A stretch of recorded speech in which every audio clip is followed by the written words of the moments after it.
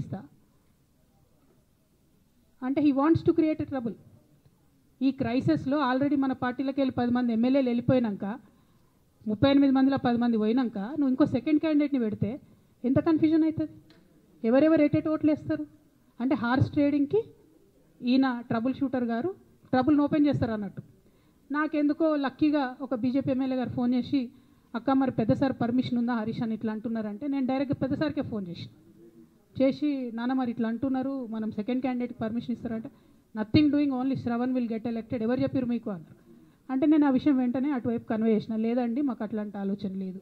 ఎందుకు ఈ recent example చెప్తున్నా ఇవాళ అంటే, హరీష్ రావు గారు ట్రబుల్ క్రియేట్ చేసి ట్రబుల్ని మాఫీ చేసినట్టుగా ప్రయత్నం చేస్తారు. బీఆర్ఎస్ కార్యకర్తలందరికీ నేను నా తమ్ముళ్ళకి రిక్వెస్ట్ చేసి చెప్తున్నా, మా చెల్లెలకు రిక్వెస్ట్ చేసి చెప్తున్నా, మీకు పెద్ద స్థాయిలో జరిగే అన్ని విషయాలు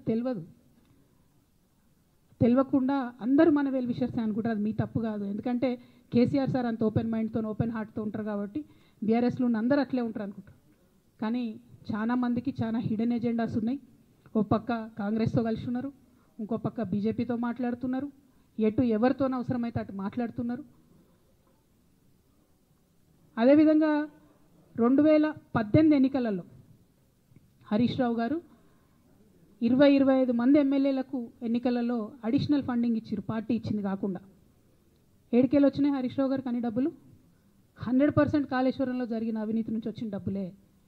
ఆయన ఆలోచన ఏం చేసిందంటే, ఏమన్నా కొద్దిగా అటు ఇటు అవుతుందేమో రిజల్ట్, నా దగ్గర ఎమ్మెల్యేస్ ఉండాలని ఆలోచన చేశాను. నీకు అసలు అట్లాంటి ఆలోచన ఎందుకు వచ్చింది? నేను కట్టప్పలాంటోని కేసీఆర్ గారి దగ్గర ఉండేటోని అంటావు కదా, నీకేం అవసరం వచ్చింది ఎమ్మెల్యేస్కి సపరేట్గా ఫండింగ్ ఇవ్వడానికి? ఎవరికి తెలియదు అనుకుంటారా? ఇవి ఎవరు చెప్పరు అనుకుంటారా? ప్రతి ఒక్కరు చెప్తారు ఎమ్మెల్యేస్ ఓపెన్, నా పేర్లు కూడా తెలుసు, చెప్తే బాగుండదు, ఎమ్మెల్యేలు ఇబ్బంది పడతారు. నేను అనేది ఏంటంటే 2009లో రామన్న సిరిసిల్ల ఎలక్షన్లో మా బంధువుకు సంబంధించిన వ్యక్తులతోని 60 లక్షల రూపాయలు పంపిన హరీష్ రావు గారు రామన్నను ఓడగొట్టడానికి.